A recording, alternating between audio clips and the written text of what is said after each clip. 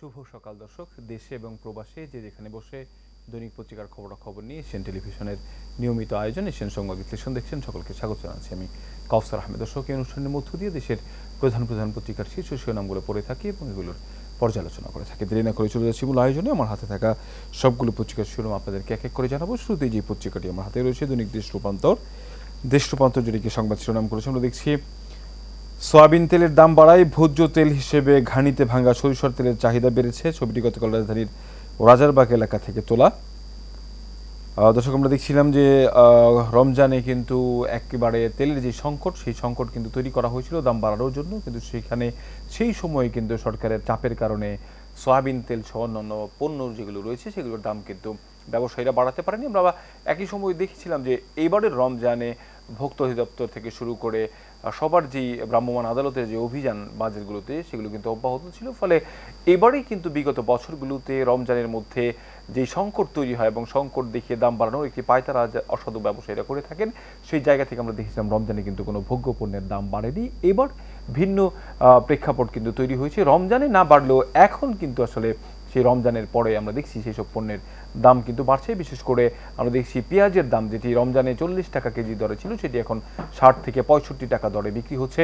অন্যান্য সব পণ্য যেগুলো রয়েছে কাঁচামাল, সেগুলোও কিন্তু সবজির দামও প্রতিনিয়ত বাড়ছে এবং বেড়েছে কিন্তু তেলের দাম লিটার প্রতি 14 টাকা করে বেড়েছে। আমরা দেখছি যে আসলে অনেকেই যারা ব্যবসায়ী রয়েছেন তারা কিন্তু বলছেন যে 2, 4, 5 টাকা কিন্তু বাড়তে পারতো, কিন্তু একটি 5 লিটার বোতলে 60 থেকে 70 টাকা বেড়ে যাওয়া ভোক্তার প্রতি কিন্তু এক ধরনের চাপ তৈরি করবে। অর্থাৎ এই যে এখন আসলে জিনিসের দাম বেড়ে যাওয়া, সেটি নিয়ে নানান মহলে নানান ধরনের আলোচনা রয়েছে। তবে ব্যবসায়ী যারা রয়েছেন তারা বলছেন যে আসলে আগের মতো, খুচরা ব্যবসায়ীরা বলছেন যে আগের রমজানে যে নজরদারি হয়েছে সেই নজরদারি যদি এখনও অব্যাহত থাকে তাহলেই কিন্তু পণ্যের দাম আর বাড়বে না। আমরা দেখছি দর্শক নিচে আরেকটি সংবাদ, বিএনপির জামায়াত মতভেদ, নির্বাচনী ভাবনা। জামায়াতের অবস্থান নিয়ে মাথা ব্যথা নেই বলছেন বিএনপি নেতা, আগামী রমজানের আগেই নির্বাচন চায় জামাত। আমরা দেখছিলাম যে আগামী জাতীয় সংসদ নির্বাচন নিয়ে বিভিন্ন ধরনের রাজনৈতিক যে দলগুলো রয়েছে সেগুলো নিয়ে বিভিন্ন মতভেদ কিন্তু ইতিমধ্যে তৈরি হয়েছে। আমরা দেখছিলাম যে ইসলামী আন্দোলন বাংলাদেশের যিনি রয়েছেন চরমোনাইয়ের পীর, তিনি কিন্তু বলেছিলেন যে আসলে আগে বিচার সংস্কার পরে নির্বাচন, নির্দিষ্ট কোনো রোডম্যাপ নেই। আমরা দেখছিলাম এনসিপি জাতীয় নাগরিক পার্টির যে নেতা নাহিদ ইসলাম আহ্বায়ক রয়েছেন, তিনিও কিন্তু বলেছেন যে সংস্কারের আগে এবং প্রশাসনে যেই বিএনপির নেতারা রয়েছে তাদেরকে সরানো না গেলে আসলে ফ্রি অ্যান্ড ফেয়ার যে নির্বাচন তারা চাচ্ছেন সেটি কিন্তু জনগণকে দিতে চাচ্ছেন, সেটি কিন্তু হবে না। ফলে এই জায়গা থেকেও কিন্তু একটি মাথা ব্যথার কারণ হয়ে দাঁড়িয়েছে। এবং সবচেয়ে যেটি এখন শক্তি আমরা দেখছি যে বাংলাদেশ জাতীয়তাবাদী দল এবং জামায়াতে ইসলামী, সেই জামায়াতে ইসলামীর নিয়ে নির্বাচন নিয়েও কিন্তু নানান ধরনের কথা রয়েছিল। তারা বলেছিলেন যে আগে সংস্কার পরে নির্বাচন, কিন্তু গত একদিন আগেই কিন্তু তারা বলেছে যে আসলে নির্বাচন রমজানের আগে, অর্থাৎ আগে সংস্কার এবং বিচারের পরে কিন্তু তারা নির্বাচন চাচ্ছেন। অন্যদিকে আমরা দেখছি একটি বাংলাদেশ জাতীয়তাবাদী দল বিএনপির পক্ষ থেকে শুরু থেকে অন্তর্বর্তী সরকার দায়িত্ব নেওয়ার পর থেকেই তারা কিন্তু বলছিলেন ন্যূনতম সংস্কার শেষ করেই যাতে দ্রুত সময়ের মধ্যে নির্বাচন দিয়ে দেওয়া হয়। সেই জায়গা থেকে আমরা দেখছি যে অন্তর্বর্তী সরকারের বিভিন্ন উপদেষ্টা বিভিন্ন রকমের কথা বলেছেন। তবে বিএনপির সাথে যে বৈঠক অনুষ্ঠিত হয়েছে প্রধান উপদেষ্টা, সেই বৈঠকে কিন্তু স্পষ্ট করে অন্তর্বর্তী সরকার জানিয়ে দিয়েছে যে ডিসেম্বর অথবা জুনের মধ্যে, 26শে জুনের মধ্যেই দ্রুত সম্ভব নির্বাচন কিন্তু ঘোষণা করা হবে। তবে সেটি আসলে এই জবাবে বিএনপি কিন্তু অসন্তুষ্টি প্রকাশ করেছে। আমরা সেটির সংবাদও কিন্তু কয়েকদিন আগে দেখেছি দর্শক। এর পাশে আমরা দেখছি নির্মল বায়ু টেকসই পরিবেশ প্রকল্প, অর্থ ব্যয়ে 9-6 অনিয়মে হুলস্থুল, বদলি করেও সরানো যাচ্ছে না পুলিশ কর্তাদের, সহস্রাধিক কর্মকর্তা মধুর কর্মস্থল ছাড়তে নারাজ, ব্যবস্থা নিতে হিমশিম খাচ্ছে পুলিশ সদর দপ্তর, সুস্থ থেকেও অনেকেরই অসুস্থতার ভান, ট্রাম্পের শুল্কের কারণে বৈশ্বিক মন্দার ঝুঁকি নেই, সম্পর্ক পুনরুজ্জীবের জীবনের আশা পাকিস্তানের। দর্শক, দেশ রূপান্তরের সংবাদ শিরোনাম জানাচ্ছিলাম আপনাদেরকে। হাতে রয়েছে যুগান্তর পত্রিকা। যুগান্তরের সংবাদ শিরোনাম জানাচ্ছি আপনাদেরকে, শেখ হাসিনার পরিবার সহ 11 শিল্প গ্রুপের অর্থ পাচার, উদ্ধারে আন্তর্জাতিক 4 সংস্থা, ফ্যাসিবাদ বিরোধী সব দলকে ঐক্যবদ্ধ করার উদ্যোগ, নির্বাচন ইস্যুতে সরকারকে চাপে রাখবে বিএনপি, গাজা ইসরায়েলের বর্বর হামলায় 2 হাত হারানো মাহমুদ আজুদের ছবি নির্বাচিত হয়েছে world press photo of the year 2025-এ। নিউ ইয়র্ক টাইমসে প্রকাশিত এই মর্মস্পর্শী ছবিটি তুলেছেন ফিলিস্তিনের নারী ফটো সাংবাদিক সামার আবু এলফ। গাজায় যুদ্ধাহত শিশুর ছবি বিশ্বসেরা। চট্টগ্রাম অটোরিকশা নালায় স্রোতে ভেসে গেল কোলের শিশু। অন্তর্ভুক্তিমূলক নির্বাচনের বয়ান, ভারতের হাসিনা আওয়ামী লীগের পুনর্বাসনী উদ্দেশ্য, পাকিস্তানের পররাষ্ট্র মন্ত্রণালয় দ্বিপক্ষীয় সম্পর্ক পুনরুজ্জীবিত করার অঙ্গীকার। সরকারকে বেকায়দায় ফেলতে আবার চক্রান্ত, ভরা মৌসুমে 30 টাকার পেঁয়াজ 70 টাকা। আমরা বলছিলাম একটু আগেই। বিএসএফ এর গুলিতে যুবক নিহত, 36 ঘন্টা পর এলো লাশ। রয়েছে ইত্তেফাক পত্রিকা, ইত্তেফাকের সংবাদ শিরোনাম জানাবো আপনাদেরকে। পররাষ্ট্র সচিব পর্যায়ে বৈঠক, বাংলাদেশ পাকিস্তান সম্পর্ক এগিয়ে নেওয়ার কাঠামো তৈরি হয়েছে। আসছে বাজেট 2025-26 গুরুত্ব পাবে মূল্যস্ফীতি নিয়ন্ত্রণ, কর্মসংস্থান ও বিনিয়োগ বৃদ্ধি। বড় প্রকল্প হাতে নেওয়া থেকে সরে আসছে সরকার। রাজস্ব বাড়াতে রেমিটেন্সের প্রণোদনা তুলে দেওয়া উচিত, ডক্টর জাহিদ হোসেন। 6 দফা দাবিতে কারিগরি ছাত্র আন্দোলন গতকাল জুমার নামাজ শেষে কাফর মিছিল বের করে। ছবিটি রাজধানী তেজগাঁওয়ের ঢাকা পলিটেকনিক ইনস্টিটিউট থেকে তোলা। 6 দফা দাবিতে আন্দোলন, কাফনের কাপড় মাথায় বেঁধে পলিটেকনিক শিক্ষার্থীদের গণমিছিল। বিদ্যমান সংবিধানের অধীনের সরকারকে বৈধ মনে করি না, ফরহাদ মাজহার। এরপর নিচের দিকে আমরা দেখি গাজায় ইসরায়েলি হামলায় একই পরিবারের 10 জন সহ নিহত 50। গাজায় বিমান হামলায় নিহতের স্বজনের বুক ফাটা কান্না। নিষ্ঠুর, মর্মান্তিক। টঙ্গীতে 2 শিশুকে কুপিয়ে ও জবাই করে হত্যার ঘটনা ঘটেছে। নিহত শিশুর নাম আব্দুল্লাহ ও মালিহা। হবিগঞ্জে 4 জন সহ 6 জেলার সড়কে 12 জনের মৃত্যু। ছাদবিহীন বাস নিয়ে 5 কিলোমিটার গেলেন চালক। এবারে জানাবো নয়া দিগন্ত পত্রিকার খবর।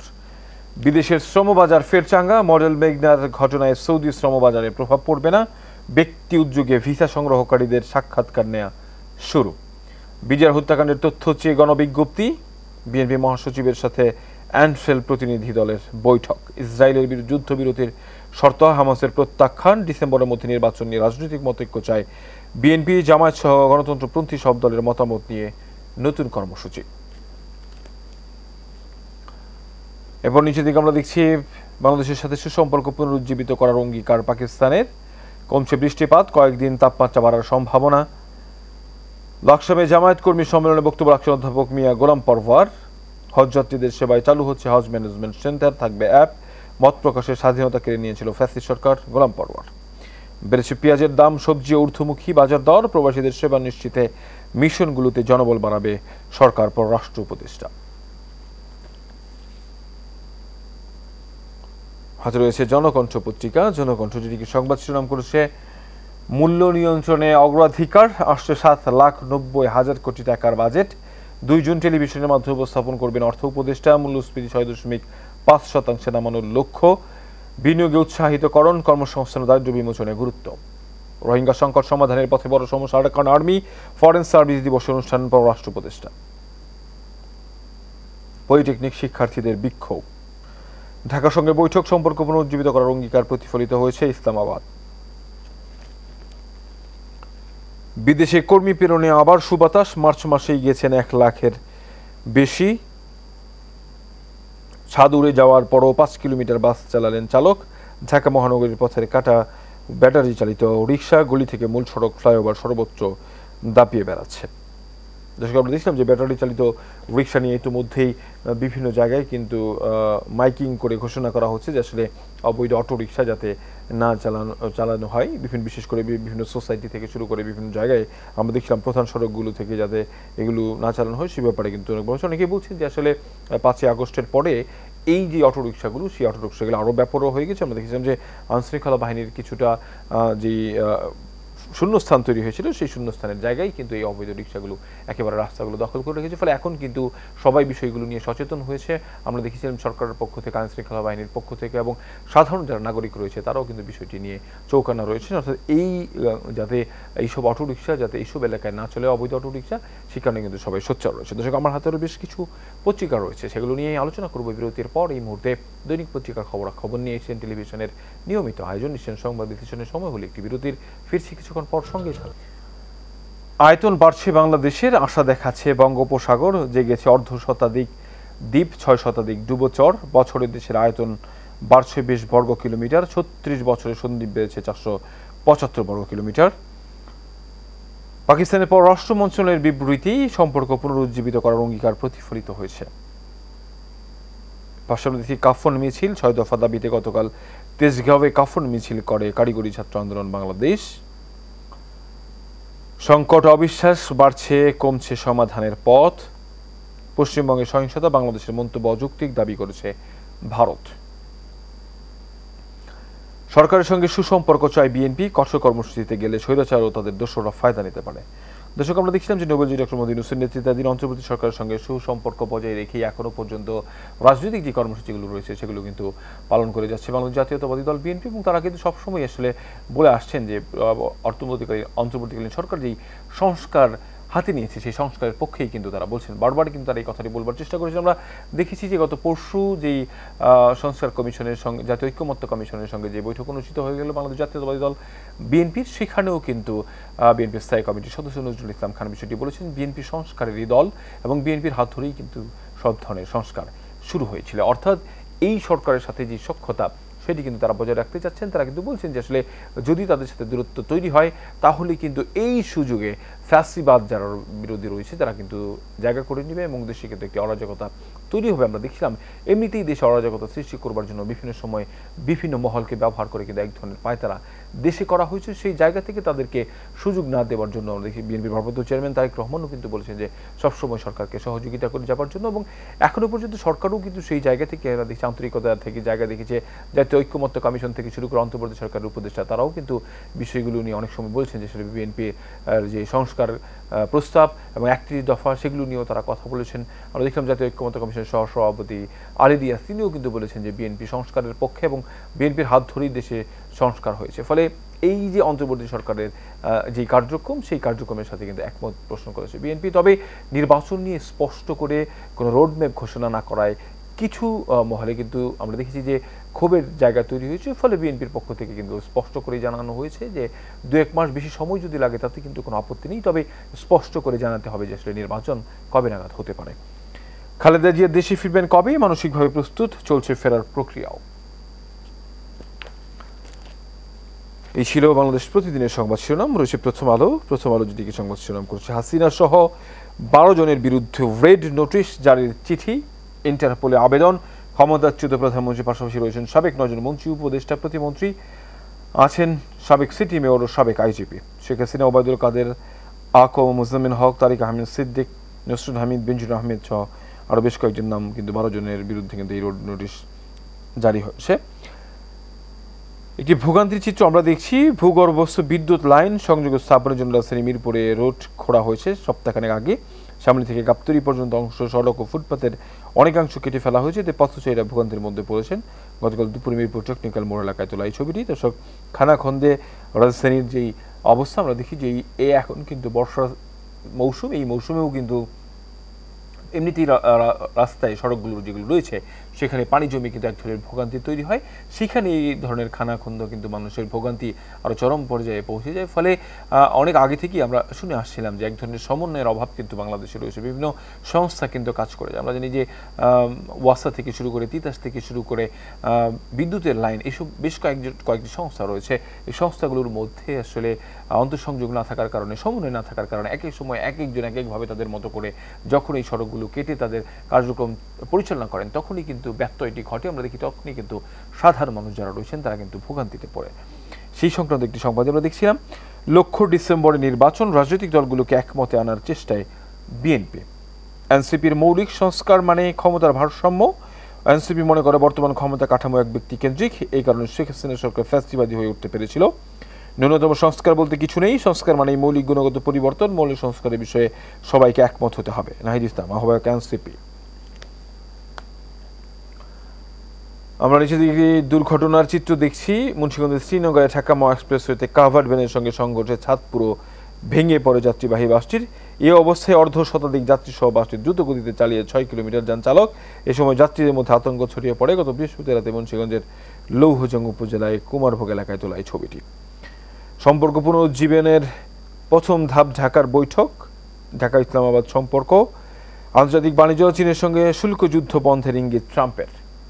অস্বাভাবিক ছুটিতে পড়াশোনায় ক্ষতি, মাধ্যমিক শিক্ষা বছর জুড়ে নানা রকম ছুটির পাশাপাশি এসএসসি এইচএসসির পরীক্ষার সময় ক্লাস অনিয়মিত হয়ে পড়ে। 14 মাসের বিদ্যালয় বন্ধের চিত্র। আমরা দেখি একটি চিত্র এখানে দেওয়া আছে। ভয়াবহ একটি অবস্থা। আমরা মাসব্যাপী দেখছি যে বিদ্যালয় খোলা কয়েকদিন থাকে আর বন্ধ কয়েকদিন থাকে। এর মধ্যে দেখছি যে আগস্ট মাসে 16 দিন খোলা, 15 দিন বন্ধ, সেপ্টেম্বরে 17 দিন খোলা, 13 দিন বন্ধ। এই যে বন্ধগুলো রয়েছে সেই বন্ধে আসলে শিক্ষার্থীদের কি পরিমাণ ক্ষয়ক্ষতি হয় সেই সংক্রান্ত একটি সংবাদই কিন্তু দর্শক আমরা দেখলাম আর কি। এই মুহূর্তে আমার হাতে যে এই পত্রিকাটি রয়েছে English daily, the Daily Star যেটিকে সংবাদ শিরোনাম করেছে সেটি আপনাদেরকে জানানোর চেষ্টা করছি। Essential commodities price spiral hit fixed income family sowed. এরপর আমরা নিচের দিকে দেখছি, a farmer shows 42 he preserved under the shade of roadside trees in Rajshahi due to an inadequate space in the local cold storage facilities. Farmer of restoring to such method, however, tarpaulin and leaves offer little protection from the elements as a lot of 42 have started rotting. As a result, farmers are selling of their harvest at Chakatain a kg. The photo was taken in Mahishganj village of Mahanpur উপজেলায় স্টোরে। দর্শক আমরা দেখছিলাম যে আসলে স্টোরেজে cold storage যেটি রয়েছে সেখানে জায়গা না থাকার কারণে রাস্তার ধারে কিন্তু এভাবে আলুগুলো রেখে দেওয়া হয়েছে এবং সেখানে কিন্তু অনেক আলু পচে যাচ্ছে, নষ্ট হয়ে যাচ্ছে। ফলে কৃষকরা কিন্তু একেবারে কম দামে অর্থাৎ 10 টাকা কেজিতে সেসব আলু কিন্তু বিক্রি করে দিচ্ছেন। এই জায়গা থেকে আসলে আমরা দেখি যে বাংলাদেশের এই জায়গাগুলোতে কিছু যেই সমন্বয়ের অভাব রয়েছে সেই সমন্বয়গুলো কিন্তু আসলে করা দরকার। ফলে কৃষকরা কিন্তু এই যে পরিস্থিতি তৈরি হয়েছে ফলে তারা কিন্তু আগ্রহ হারাবে এবং কৃষকরা যদি আগ্রহ হারায় তাহলে কিন্তু এই পণ্যের এই আলু আসলে 80 টাকা 100 টাকা কেজিতে কিনতে হবে গ্রাহকদের। December post demand BNP is joint movement with alliance Jamaat to meet leader of 12 পার্টি proposal to constituency form commission 22 out of 35 party want caretaker government system. নিচের দিকে দেখছি Earthna summit Yunus flies on Qatar on Monday. Earthna সামিটে যোগ দিতে কাতারে যাচ্ছেন প্রধান উপদেষ্টা। A positive move to improve ties says analyst on Dhaka Islamabad FOC। দর্শক আমরা দেখছিলাম যে পাকিস্তানের এবং বাংলাদেশের মধ্যকার যে বৈঠক অনুষ্ঠিত হয়েছে দ্বিপক্ষীয়, সেই বৈঠকে কিন্তু এই যে দু দেশের যে সম্পর্ক ছিল সেই সম্পর্ক কিন্তু পুনরুজ্জীবিত করবার জন্য আবার এক ধরনের চেষ্টা কিন্তু চালানো হচ্ছে। বাংলাদেশের পক্ষ থেকে বেশ কিছু প্রস্তাবনা কিন্তু ইতিমধ্যে দেওয়া হয়েছে। বাংলাদেশের যে পাওনা দেনা পাওনাগুলো রয়েছে সেগুলোও কিন্তু পাকিস্তানের কাছে চাওয়া হয়েছে। যেহেতু পাকিস্তানের পক্ষ থেকে বলা হয়েছে দু দেশের সম্পর্ক আবার আগের মতো ফিরিয়ে আনবার জন্য, নিশ্চয়ই পাকিস্তানি সরকার সেই বিষয়গুলো মাথায় রাখবেন এবং বাংলাদেশের যে প্রাপ্য রয়েছে সেই প্রাপ্যগুলো তারা বুঝিয়ে দেবেন। এবং সেদিক থেকে আমরা দেখছিলাম যে দু দেশের মধ্যেই এক ধরনের অর্থ বৈঠক কিন্তু অনুষ্ঠিত হয়েছে। আমরা একেবারে নিচে একটি ছবি দেখছি এবং সেই ছবির ক্যাপশনটি আপনাদেরকে পড়ে শোনাচ্ছি। The what looks like an under construction road is actually a farmland next to the Halda River in Fotikchori Upazila of Chattogram. Various brick cleaning the area are removing the topsoil from the land to make bricks, which is diminishing the land agricultural potential. The photo was taken yesterday. দর্শক আমরা দেখছিলাম যে কৃষি জমি ভরাট করে এই যে উন্নয়ন প্রকল্প এবং একই সাথে ইট ভাটা তৈরি করা এবং রাস্তা তৈরি করার যে ঘটনা, সেই জায়গা থেকে যদি এই ধরনের কর্মকাণ্ড চলতে থাকে তাহলে কিন্তু বাংলাদেশের যে মাঝে মধ্যেই যে ধরনের সংকট হয়, বাহির থেকে চাল আমদানি সহ বেশ কিছু জিনিস আমদানি করা হয়, সেই জায়গায় কিন্তু প্রভাব পড়বে। ফলে এখন থেকে আসলে এই যে কৃষিকে প্রাধান্য দিয়ে এই কৃষিকে বাংলাদেশ স্বনির্ভর দেশ হিসেবে গড়ে উঠতে হলে কিন্তু এই সব বিষয়গুলোকে মাথায় রাখতে হবে এবং একেবারে সব কিছুকে চিন্তা ভাবনা করে সমন্বিতভাবে একটি প্রকল্প বাস্তবায়ন করতে হবে। সেই প্রত্যাশা রেখে শেষ করছি দৈনিক পত্রিকার খবরাখবর নিয়ে এশিয়ান টেলিভিশনের নিয়মিত আয়োজন এশিয়ান সংবাদ বিশ্লেষণ অনুষ্ঠান। আগামীকালকে দেখা হবে একই জায়গায় একই অনুষ্ঠানে। তখন পর্যন্ত